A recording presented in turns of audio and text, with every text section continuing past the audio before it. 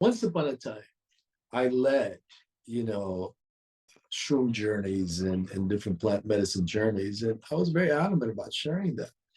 The work happens in between ceremonies. When you're in the ceremony, when you're in that space, a lot of things revealed to you. But then what are you going to do with that?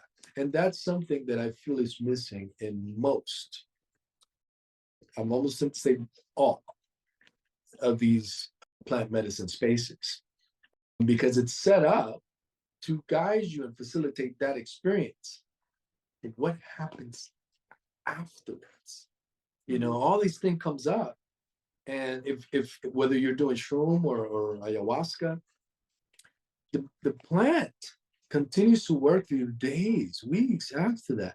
And then you have all this muck that got brought to the surface. What do you do with it?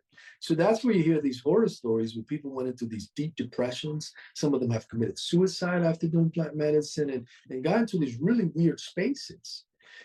That brings the necessity. You cannot be facilitating these spaces unless you have something to carry people through in the back end with what comes up.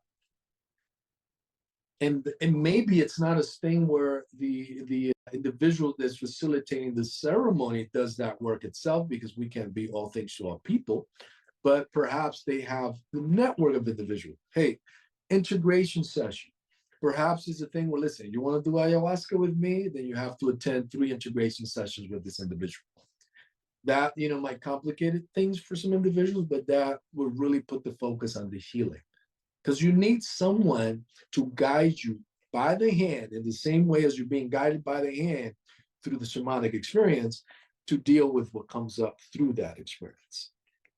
Absolutely. I mean, I think community is super important. And so I love that after your program, you put together a space where people who are in your program, who already passed through it, can still connect. You have, what is it, once a month that you Yeah, gather? once a month, I call it the wisdom circle.